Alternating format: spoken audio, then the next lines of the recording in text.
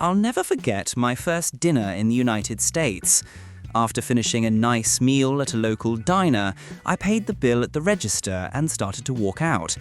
The waitress gave me a strange, almost hurt look. My American friend rushed to stop me and asked, "Aren't you going to tip?" I froze. Tip? In my home country, waitstaff earn a full wage and tipping is rare. I sheepishly went back and left some cash on the table, feeling both embarrassed and horrified that I'd nearly stiffed her.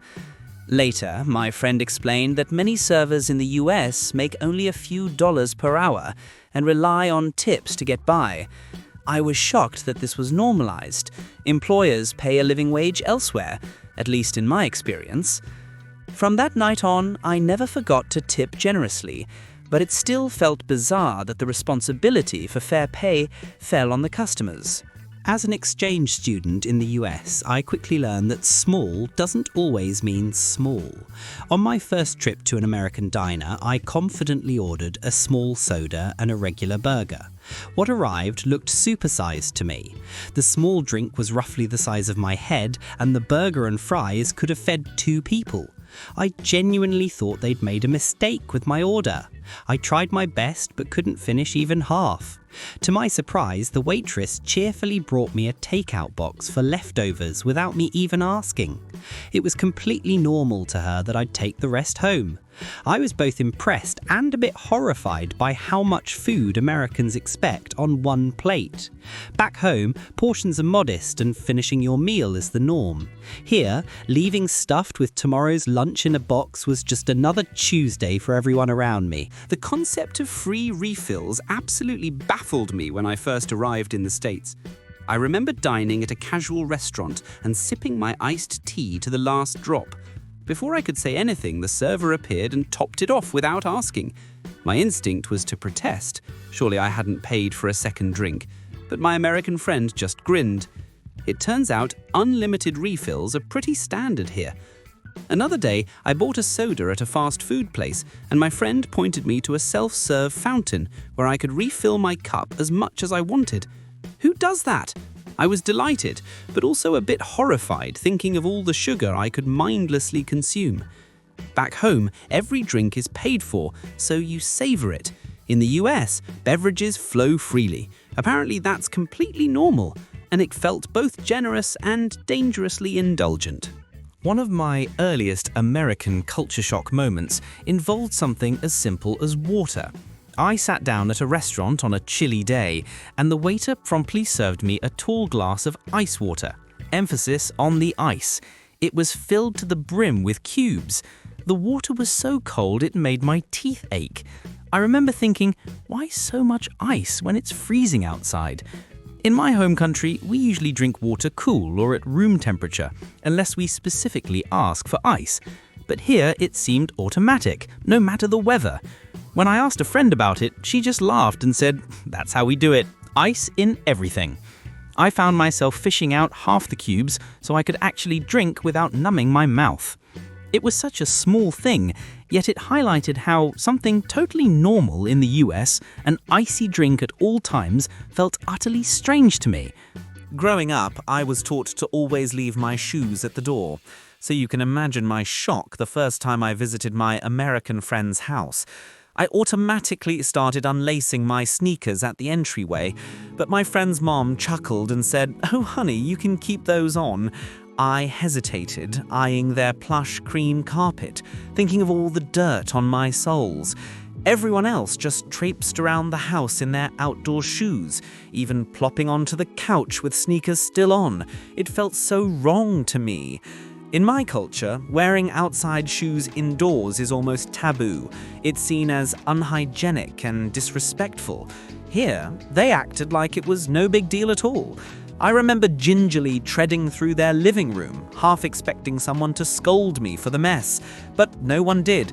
They were completely accustomed to it, while I was internally horrified, imagining the poor carpet suffering under our dirty soles. I had an unexpected moment of panic the first time I used a public restroom in the US. I closed the stall door and immediately noticed massive gaps. On the sides, above, below, I could practically make eye contact with someone outside. It felt like the stall door was an old saloon door, offering minimal privacy. I was so distracted by the thought that someone might peek in that I could hardly do my business.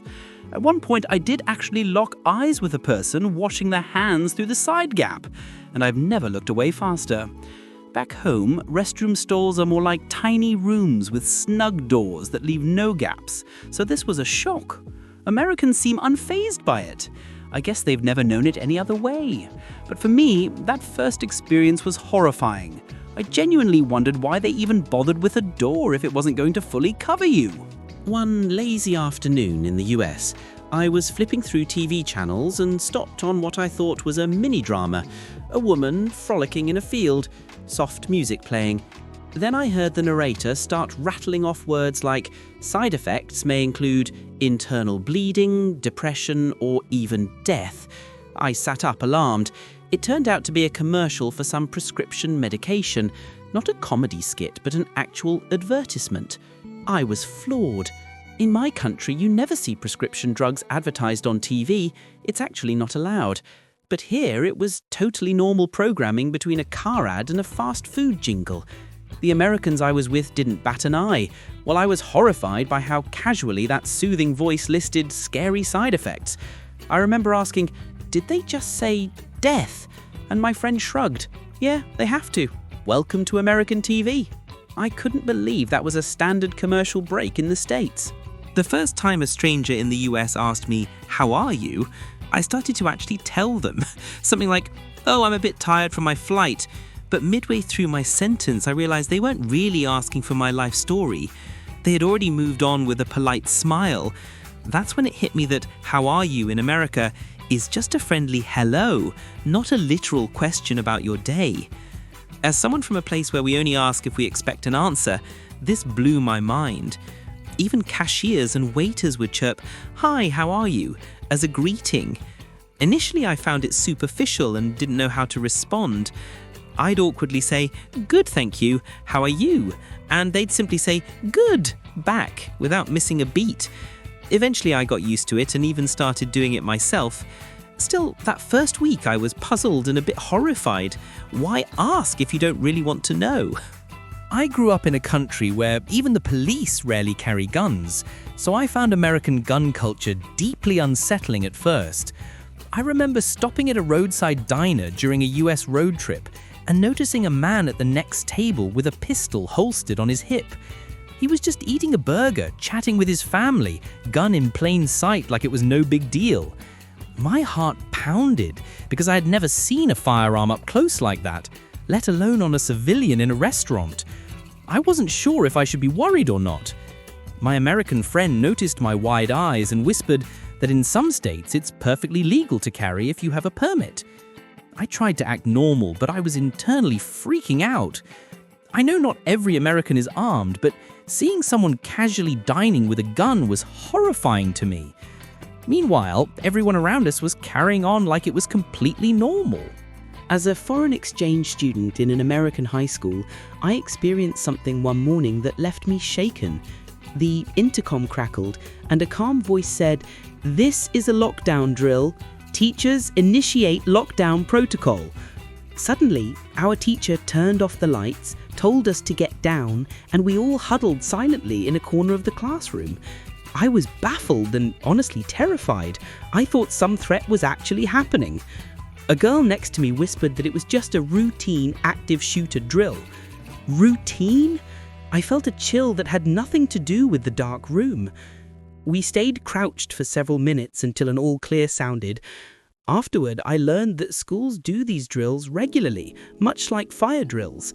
It horrified me that kids practicing hiding from a gunman was a normal part of their school life. Back home, that concept is unimaginable. My American classmates just shrugged it off, but I couldn't shake how eerie it felt to prepare for something so awful as if it were inevitable. During my time in the US, nothing scared me more than the thought of getting sick or injured there, not because of the ailment, but because of the bills. I remember my American roommates saying, "If you ever get hurt, let me drive you. Don't call an ambulance unless you're dying." I thought he was joking. He wasn't. Later, I saw why. Another friend had a minor accident, went to the ER for a few stitches, and the bill was thousands of dollars. My jaw dropped when I saw the itemized charges for things as basic as a bandage and Tylenol. In my home country, healthcare is affordable or even free. In the US, I learned people think twice about seeking care because of costs, and that was horrifying to me. Everyone around me just accepted it as a fact of life, budgeting for health emergencies like one would budget for a car repair. I lived in constant, slight fear of a surprise medical bill the whole time I was there. When I started working in the US, I discovered an odd badge of honor among some of my colleagues: never taking a vacation. In one meeting, I casually mentioned I'd be taking a 2-week holiday to visit family abroad, and the room fell silent. A co-worker blurted out, "Wow, 2 whole weeks, lucky you." I later learned many of them had only 10 days of paid leave for the entire year, and some hadn't even used that. Coming from a country where I got at least a month off, and everyone actually uses it, I was horrified for them. One colleague even bragged he hadn't taken a vacation in 3 years, as if that was something to be proud of.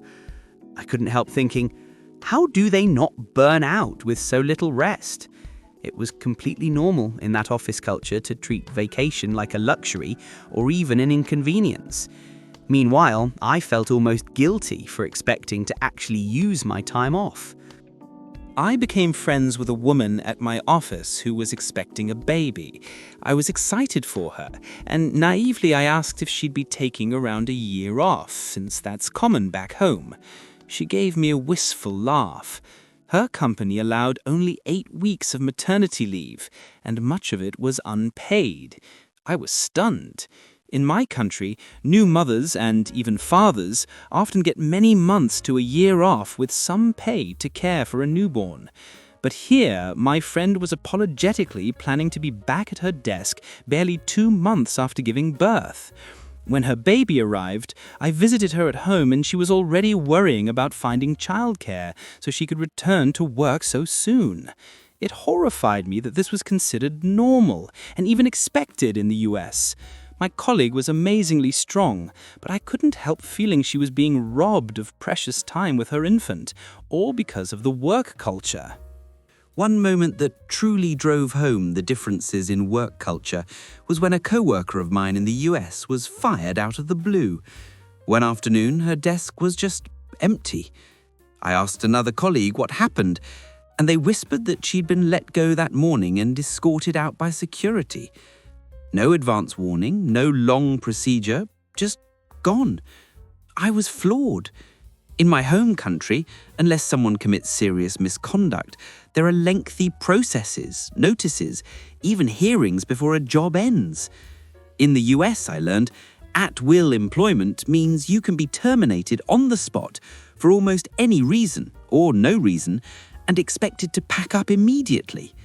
It was horrifying to realize how precarious a job could be.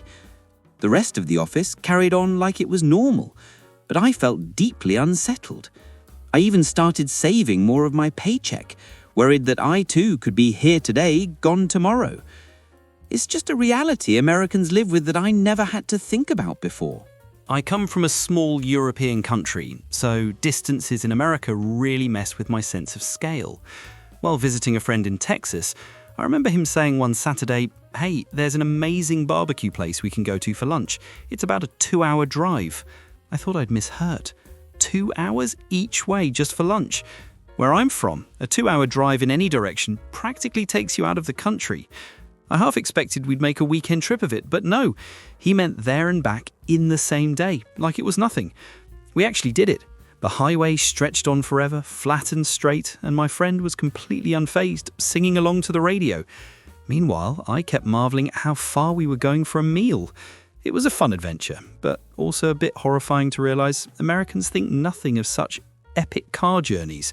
What I'd call a road trip, they just call a quick drive for good brisket. I learned the hard way that in many parts of America, walking is not a viable option. During my stay in a suburban town, I once decided to walk to a grocery store just a mile away. Back home, a mile is nothing. I'd walk it daily. But as soon as I set out along the road, I realized there was no sidewalk. Cars were whizzing by, and I felt like I didn't belong out there on foot. After a few minutes of trudging through grass and gravel, a kindly driver actually pulled over to ask if I was okay or needed a ride. I must have looked lost or desperate, when in reality I was just trying to get some fresh air and exercise on my errand.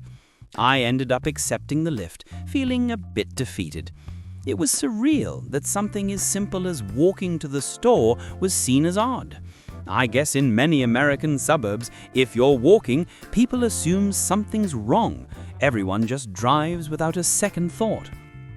I spent my sophomore year of college in the US, and being 19 at the time, I encountered America's strict drinking laws head-on. Back home, I'd been legally enjoying a beer with friends since I was 18, so it was bizarre to suddenly be underage again. One weekend, some classmates invited me to a bar. I confidently handed the bouncer my foreign ID, and he shook his head. No entry, not 21. It felt surreal and a bit embarrassing. Even my friend who was 27 got carded because he looked under 40. He laughed it off, but I was amazed at how seriously they enforced the rules. Another time, I wanted to buy a bottle of wine for a dinner party. Since I was under 21, I had an older friend purchase it, and we had to hide it in an opaque bag just to carry it outside. In my country, having a beer in the park at 19 is totally normal, so all these precautions in the US blew my mind. I respected the rules, but it was honestly kind of horrifying to feel like a sneaky teenager again after I'd already been an adult drinker back home. Before studying in the US, I thought fraternity houses and their wild antics were mostly Hollywood exaggerations. Then I got invited to a real frat party by a classmate. The house itself looked like a historic mansion on the outside, but inside it was chaos, loud music, people dancing on sticky floors, and a peculiar smell of stale beer. In the midst of the party, I noticed a group of blindfolded guys in matching t-shirts being led around by older students who were shouting silly orders, apparently a hazing ritual for new pledges. I couldn't believe this was actually happening in real life. At one point, they made a pledge drink some concoction from a shoe while everyone cheered. It was both amusing and horrifying to watch. I kept expecting someone to say, "Okay, joke's over," but no, this was just Greek life, normal to them. My American friend shrugged when I expressed concern, saying, "Yeah, they're just pledging." I realized what I'd only seen in movies was a genuine college tradition, one that I was perfectly happy to observe from a safe distance. As a teen exchange student, I went to my American high school's Friday night football game and felt like I'd stepped onto a movie set. The scale of it all blew my mind. There was a full marching band playing catchy fight songs, a squad of cheerleaders flipping and forming pyramids on the sidelines, and the whole town, not just students, actual families and alumni, packed into bleachers cheering like it was the World Cup.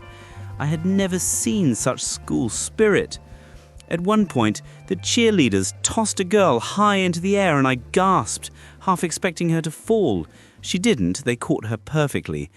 It was thrilling, but also a little horrifying to see teenagers performing such daring stunts for a school game. Back home, sports were much more low-key, a handful of parents watching a soccer match at most. Here, it was an all-out spectacle. My American friends painted their faces in school colors and screamed themselves hoarse. It was contagious energy, and I joined in, though I kept thinking, all this for a high school game?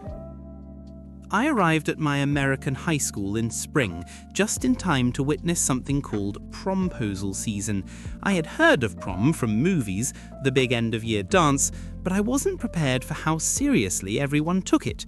One afternoon, I was walking to class when a guy in a tuxedo popped out of nowhere with a bouquet and a poster that read, "Will you go to prom with me?" in big letters. A girl next to me squealed and said yes, and the hallway erupted in applause. I stood there, mouth open, taken aback by the spectacle. In my home country, we had formal dances, but no one hired limos or did dramatic public invitations. Over the next week, I saw several more promposals, everything from flash mobs to decorated lockers. It was like a competition for the most elaborate ask. When prom night came, the event felt almost like a mini wedding. Gowns, corsages, professional photos, the whole works.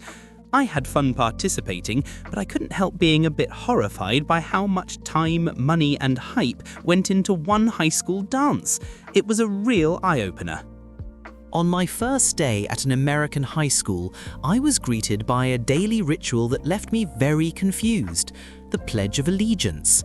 The morning announcements came on, and suddenly everyone around me stood up, faced a flag at the corner of the classroom, put their right hand over their heart, and began reciting in unison, "I pledge allegiance to the flag." I awkwardly stood too, unsure what to do or say, mumbling along so I wouldn't stand out.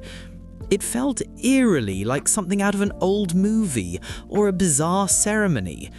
In my home country, we didn't pledge loyalty to the flag every day at school. We might sing the national anthem on a major holiday, but nothing like this, daily oath. Yet here it was, completely normal, every single morning. I noticed this patriotic streak elsewhere too. American flags flying in front yards of many homes, and national anthems sung before even local sports games. It was impressive in a way, but also a little unnerving to me, just how routinely patriotism was woven into everyday life. My taste buds went through culture shock in the US, especially when it came to sugar. One morning, I had breakfast at my American friend's house. He offered me toast with peanut butter. Simple enough, right?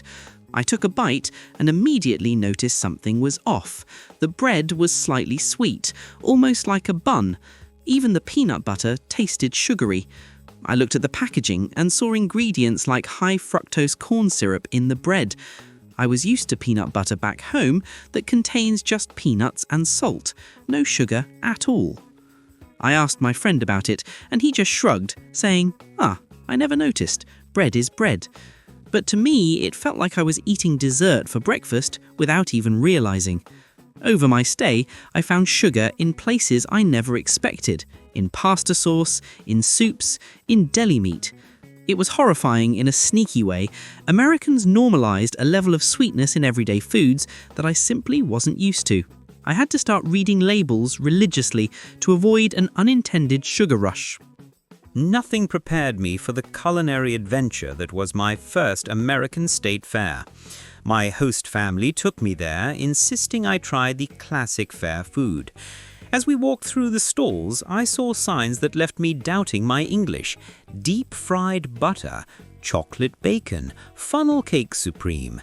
Deep-fried butter? I genuinely thought it was a joke. But no, Americans were happily lining up to try a battered, fried stick of butter dusted with sugar. I watched in equal parts fascination and horror as someone bit into it. They must have seen my face because a friendly stranger laughed and said, "It's actually pretty good." I cautiously tried a deep-fried Oreo instead. I have to admit it was delicious in the most absurd way, warm, crispy, and ridiculously sweet. I felt my arteries clogging just from that one bite. It amazed me that indulging in these outrageously unhealthy treats was totally normal at a fair. My hosts treated it like a once-a-year guilty pleasure, while I was still stunned that these concoctions even existed. Coming from a country where it's perfectly normal to sip a beer in the park or have wine at a picnic, I learned quickly that public drinking is a big no-no in most of the US. One weekend, I was at a 4th of July barbecue in an American suburb. I cracked open a cold beer and wandered from the backyard to the front sidewalk to watch the neighborhood fireworks. Almost immediately, my friend rushed over looking anxious and whispered, "Hey, you can't walk around out front with that beer visible. We could get in trouble." I was baffled. We were just outside his own house. But he handed me a red plastic cup to pour the beer into, an oddly covert solution that many Americans use. It felt so strange to hide something as innocent, to me, as a drink. I'd seen people back home stroll public streets with a beer in hand without a second thought. Here, I had to play secret agent with my beverage. It was a moment I realized that what's harmless fun in my country was considered a minor offense in America. The American dedication to staying in the car absolutely amazed me. One day, my friend and I needed to pick up a prescription from the pharmacy. I started to unbuckle my seatbelt when we arrived, but he shook his head and steered into a special lane on the side of the building. We literally picked up his medication through a drive-through window. I didn't even know pharmacies had those. Later that week, we grabbed morning coffee the same way, chatting through a speaker and getting our lattes handed to us without ever leaving the car. I found it equal parts convenient and perplexing. Back home, the idea of a drive-through is mostly limited to fast food, and even that we'd sometimes just walk in for. In the US, it felt like almost everything could be done from the driver's seat. I joked that the only thing left was a drive-through grocery store, and my friend pointed out those exist too, curbside pickup at least. It was clear that Americans have made an art of minimizing footsteps, and it was both impressive and a little horrifying to my more walk-inclined sensibilities. One thing I noticed in the US was the abundance of warning labels and legal disclaimers on everything, some of them almost comically obvious. I remember grabbing a coffee at a cafe and noticing the cup said, "Caution, contents hot." I chuckled at the obviousness, but my American friend was quick to inform me it's because someone could sue if they weren't warned. At first I thought he was teasing, but then I started seeing these warnings everywhere. A hairdryer had a label, "Do not use while bathing." A Superman costume for kids even warned, "Cape does not enable wearer to fly." I was equal parts amused and horrified that companies felt the need to spell out such things. It was explained to me that lawsuits in America can get wild, so businesses cover their bases however they can. Back home, I'd never seen such extreme cautioning on everyday items. It was a reminder that Americans live in a pretty litigious society, something they consider normal, but to me it seemed a bit over the top, if sometimes entertaining. During my first week living in the US, I noticed a sign on the door of a local grocery store that stopped me in my tracks. It read, "No firearms or weapons allowed inside." It wasn't handmade or taped up. It was a professionally printed, official-looking sign, right alongside the hours of operation and credit cards accepted. I stared at it for a moment, processing what it meant. In my country, I had never seen such a notice, because it's assumed no one would bring a gun shopping. The fact that the store had to explicitly state this rule was startling, and frankly, a bit chilling to me. I found myself glancing around at other shoppers, wondering if anyone might be carrying a weapon. My American roommate later told me these signs are common, especially in states where people legally carry firearms. To him, it was mundane, just another bit of signage you tune out. But I couldn't tune it out. That sign was a blunt reminder that what Americans normalize, the possibility of everyday folks having guns on them, was something that would terrify people where I come from. As a British person staying with an American host family, I encountered a household quirk that left me flabbergasted. They didn't own an electric kettle. One afternoon I fancied a cup of tea, as Brits do, and asked my host if I could boil some water. She pointed to the microwave and said, "Sure, just heat some water in a mug." I must have made a face because she quickly offered a small stovetop kettle they rarely used. I couldn't believe it. Back home, a kettle is a kitchen staple and tea is practically a religion. Microwaving water for tea felt like sacrilege. I politely used the stove kettle, which took ages compared to my trusty electric one. My hosts found my tea habits amusing. They joked that Americans run on coffee and wouldn't know what to do with a fancy kettle. Before I left, I actually bought them an electric kettle as a gift, hoping to enlighten them. We had a good laugh about it, but deep down I was genuinely horrified that boiling water in a microwave was a totally normal thing in their household. Shopping in the US turned out to be a surprisingly social experience for me. I walked into a clothing store just to browse, and almost immediately a bubbly sales associate bounded up with a huge smile. "Hi there, welcome in. What brings you out today?" Her energy was through the roof. I was taken aback by how personal it felt. As I flipped through some jeans, she kept chatting, complimenting my accent, asking where I was from, suggesting styles I might like. In my country, store staff say hello and then mostly leave you alone unless you ask for help. So at first, I was suspicious. Why is she so interested in me? Does she expect a tip or a commission? But no, this was just normal American customer service. Warm, friendly, and attentive. Even at restaurants, servers introduced themselves by name and checked on me constantly with a smile. I have to admit, it felt nice once I got used to it, but initially, that level of friendliness from complete strangers was downright disconcerting. I wasn't sure how to respond beyond a polite nod and smile. Bathroom customs were another unexpected shock for me in the States. Coming from India, I was used to using water for cleanliness after using the toilet. Either a bidet spray or a water jug is just a standard part of the process. So my first time in an American bathroom, I looked around and found only a roll of toilet paper, nothing else. I kept searching, no bidet, no spray, not even a little bucket. I felt a wave of panic at the prospect of only using dry paper. It sounds funny, but I genuinely didn't feel clean. That first week I improvised by keeping a water bottle in the bathroom, which was awkward but better than nothing. Later I discovered some stores sell portable bidet bottles and I bought one immediately. My American friends were curious and a bit amused. They'd never considered any method beyond toilet paper. To them it was completely normal. To me it was horrifying that something as basic as washing with water was not the norm. I certainly appreciated the comforts of home after that experience. I was chatting with an American friend about life after college when the topic of student loans came up. He offhandedly mentioned that he had about $50,000 in student debt and would be paying it off for years. I nearly spit out my drink. $50,000 for school? I remember asking him to repeat it because I thought I misheard. He laughed and said that's actually below the national average for graduates. I was floored. In my country, higher education is either inexpensive or subsidized by the government, so students don't typically start their careers under a mountain of debt.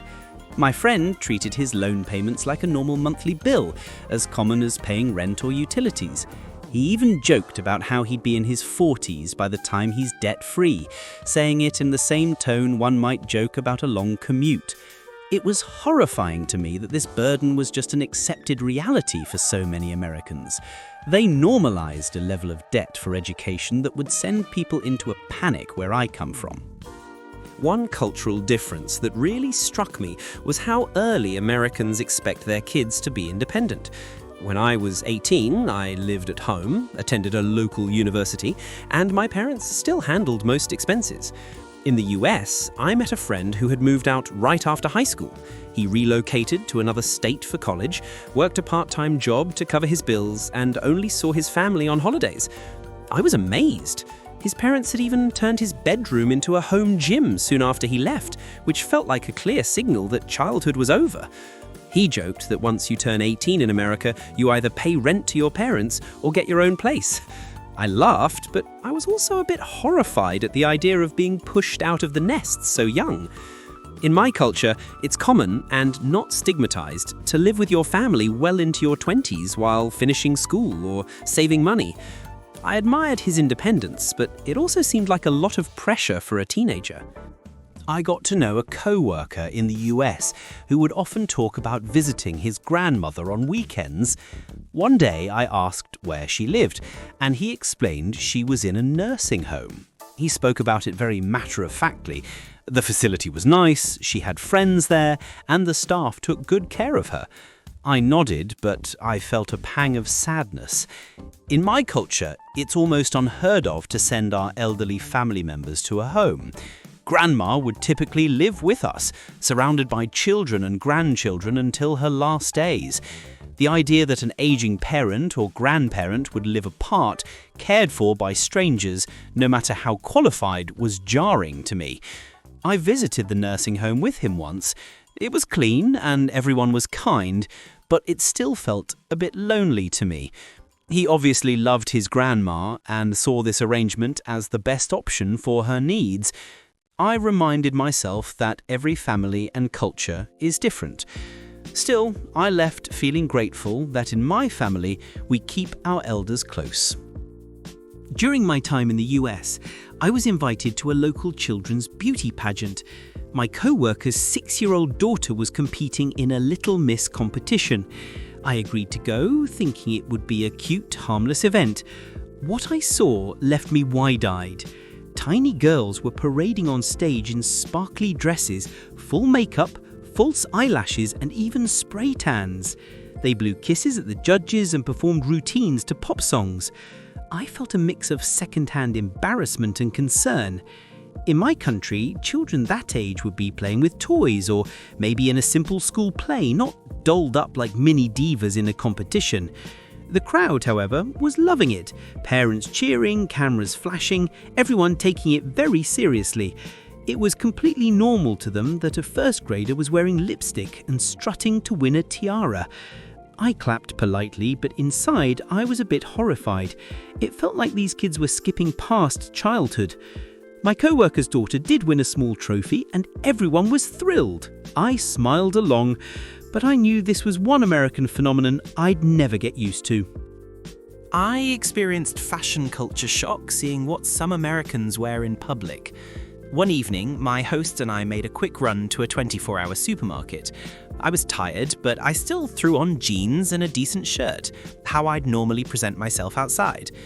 To my surprise, I saw several shoppers in what looked like pajamas, fuzzy flannel pants, slippers, even a woman with her hair in rollers. No one else seemed to bat an eye. On campus too, students sometimes showed up to lectures in sweatpants and oversized hoodies, basically like they'd rolled straight out of bed. Back home, unless you're headed to the gym, you definitely change out of your sleepwear before going out. I asked my host about it and she laughed, saying, "Oh yeah, Walmart fashion is a thing, nobody cares." And truly, nobody cared. I found it both funny and a little horrifying that nightwear in public was so normalized. By the end of my stay, I even made a late-night snack run in sweatpants myself, finally embracing the American comfort over style ethos. The extremes of air conditioning in America caught me completely off guard. I was in Florida in the middle of summer, sweltering, humid heat outdoors, around 35 degrees Celsius or 95 degrees F. But every time I stepped inside a building, whether it was a mall, a movie theatre or a friend's house, I was hit by an Arctic blast of AC. I started carrying a light sweater in my bag just so I wouldn't shiver indoors. My American friends found this amusing. They were so acclimated to icy AC that a normal room temperature felt stuffy to them. I remember one evening we went out for dinner and I could see my breath fogging slightly in the overly chilled restaurant air. They all dined happily in short sleeves, while I sat there rubbing my hands together for warmth. In my country, we certainly use air conditioning when it's hot, but not to the point of turning indoor spaces into freezers. It was both impressive and a little horrifying to see how Americans normalized such extreme cooling. They truly take the phrase "chill out" to another level. Another thing that threw me for a loop was how young Americans start driving. During my high school exchange, a 16-year-old American friend offered me a ride to school. I was stunned when he pulled up alone in his own car, no adult in sight. I climbed into the passenger seat, trying to act casual, but internally I was marveling, and maybe panicking, that someone my age was behind the wheel. Back home, most people can't get a license until 18, and even then, very few teenagers have their own car. We walk, bike, or take public transport to school. Yet here I was, cruising to class with a 16-year-old driver who handled the road like a pro. He chatted about an upcoming math test, while I sat silently noting how confidently he changed lanes. It was impressive, but also a bit horrifying to realize how much responsibility American teens take on so early. My friend thought nothing of it. Driving to school was just an ordinary part of his sophomore year. A mature male voice, American work days introduced me to the concept of lunch that isn't really lunch. On my first day interning at an office in the US, noon rolled around and I noticed nobody was getting up to go eat. Instead, people pulled out sandwiches or salads and kept right on working at their desks. One guy was on a conference call with a client while munching on a granola bar, multitasking at its finest. I was stunned. Back home, a lunch break is a break. You step away from your work, maybe go to a cafe or at least to the break room, and take a solid hour to recharge. In this American office, lunch seemed to be treated as an inconvenience, something to minimize. Not wanting to seem lazy, I ended up nibbling on my packed lunch at my desk too, trying to blend in. It felt so wrong to me. I wondered, doesn't anyone want to just relax for a moment and enjoy their meal? But everyone else was used to it. Working through lunch was completely normal for them, whereas I found it quietly horrifying that taking a real break was practically taboo. While staying with an American host family, I discovered an appliance I'd only seen in movies, the garbage disposal. One evening, I was tidying up the kitchen and flipped a switch on the wall, thinking it was the light. Instead, a terrifying loud grinding noise erupted from the sink. I yelped and jumped back, convinced I'd broken something or that a machine was about to explode. My host dad heard the commotion and laughed. "Relax, it's just the disposal." He explained that many American sinks have a built-in grinder to chew up food scraps. I peered down the drain, imagining the whirring blades hidden below, and I shuddered. The idea of a spinning blade in the sink was both ingenious and horrifying. After that, I was extremely cautious whenever I had to reach into the sink for a spoon or anything. I triple-checked the switch was off. My hosts found my wariness funny because they took the disposal for granted as an everyday convenience. It took me a while to get used to it. I couldn't shake the fear of that sink monster coming to life when my hands were nearby. I spent a summer in Oklahoma as part of a student exchange, and I encountered something that absolutely terrified me: tornado sirens. One Wednesday at noon, I was outside helping my host family in the garden when suddenly an air raid-like siren started blaring across the whole town. My instinct was to panic. It felt like the apocalypse was coming. I looked at my host mum, confused and scared, but she just sighed and said, "Oh, it's noon on Wednesday. They test the tornado sirens every week around this time," then went right back to gardening. I, on the other hand, was left shaking, adrenaline coursing through me. Later that summer, there was a real tornado warning one evening. The sirens wailed in earnest, and my host family calmly ushered everyone into an underground storm shelter like it was a routine drill. I huddled in that cellar with my heart pounding while they played cards by flashlight to pass the time. People in that region live with this reality and take it in stride, but for me, it was beyond unsettling. I couldn't believe something so terrifying was just a normal part of life there.